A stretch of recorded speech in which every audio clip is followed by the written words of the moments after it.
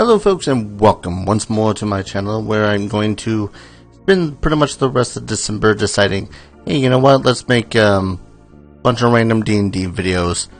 Now, these videos are going to be based off of a art prompt of D&D proportions from Scarlet Moth from 2017. I couldn't find one more recent or one that could fill out the entirety of December, so here you go. Favorite villain is one of those other topics where I've had a plethora, but none of them really stand out from one another. I had this one that was a cleric of Loki in the recent campaign I've been running, who wasn't really a villain, just kind of chaotic, very manipulative, and very persuasive. Pretty much he had paid his way. Essentially the party had a ship, and he needed passage over to where they happened to be going.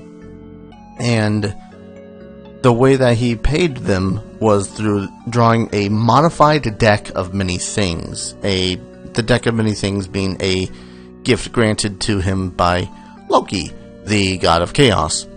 So, it had started pretty well. The druid had drawn a card that essentially allowed her to ask me any question whatsoever, and that's kind of tucked in her back pocket,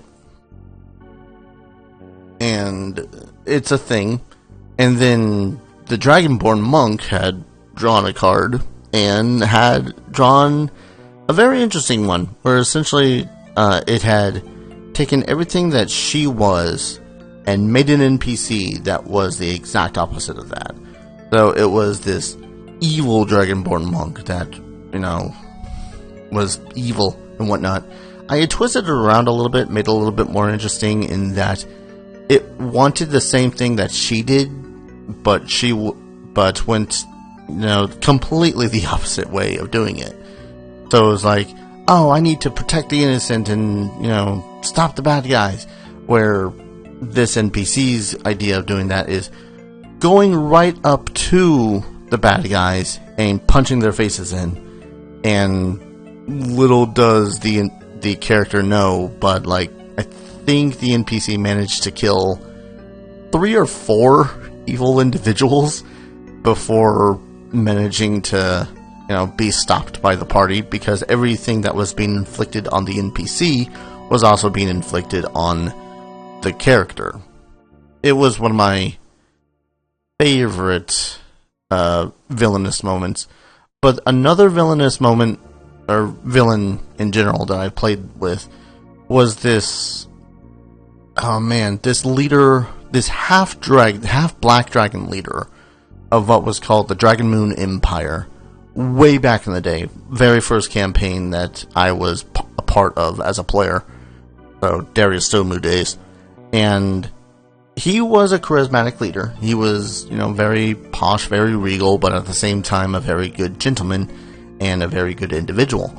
And little did we know that, you know, come like 10th of or so, he'd just completely turn on his heel, and suddenly being the very good guy that now rules like half the lands is going to now take a very tyrannical approach to the way that he rules things.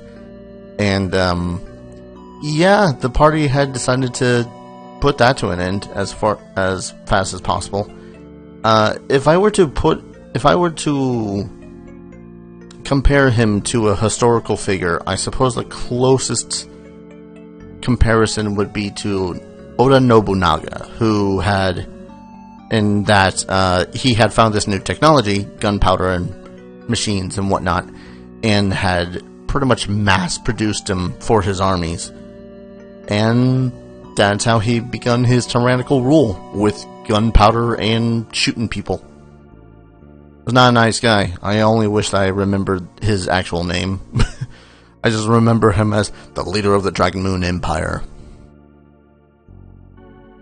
Thank you everyone so very much for watching and listening to these random, seeming smaller D&D stories. If you guys like this series, like, comment, subscribe, all that fun stuff. I hope to be doing this throughout the entirety of December.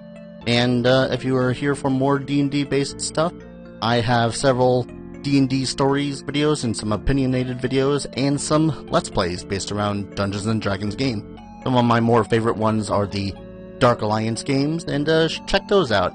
And if you want to torture yourself, there's also Eye of the Beholder for Game Boy Advance. Don't know why you want to, but there's that.